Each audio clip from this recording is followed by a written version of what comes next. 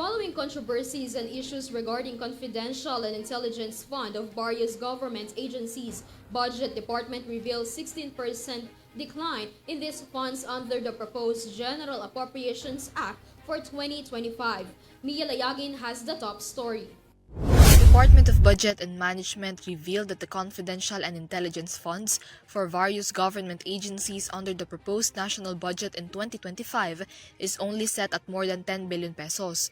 During a press briefing on August 1, DBM Secretary Amena Pangandaman noted that this proposed amount for CIFs displayed a significant drop from the allocation in 2024, which were over 12 billion pesos. So, our total confidential and intel funds for next year, for 2025, bumaba po siya ng 16%. It is from 12.378 billion pesos noong 2024 sa GAA.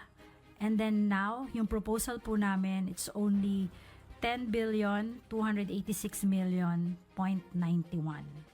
Under this proposed CIF budget, 4.37 billion pesos is allocated for the confidential expenses, while the intelligence funds got 5.92 billion pesos.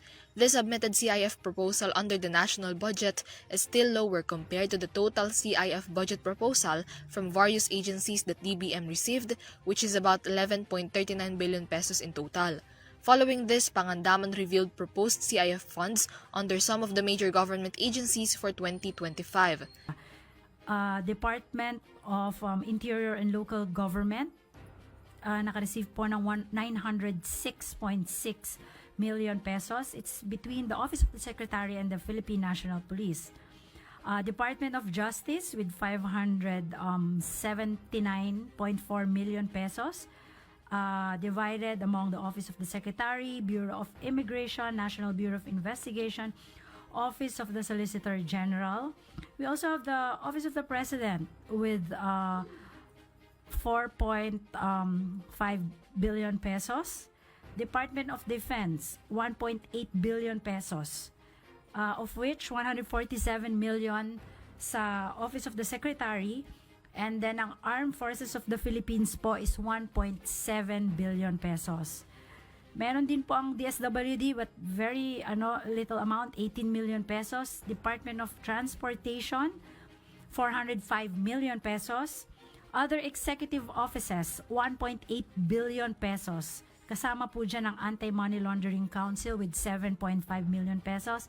Games and Amusement Board with 4 million. National Intelligence Coordinating Agency with 991.2 million pesos, National Security Council with 250 million pesos, OPAPRO po 60 million, and Philippine Drug Enforcement Agency with 500 million pesos. Yung mga ibang On the other hand, following a decline in the proposed confidential budget for the Office of the President, Malacanang also cut down the requested budget for domestic and foreign presidential trips of the President for 2025.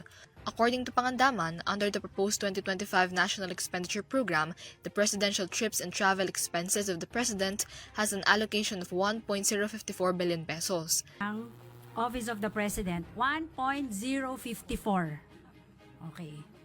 054. Okay. Billion ang proposed allocation for travel expenses under the Office of the President.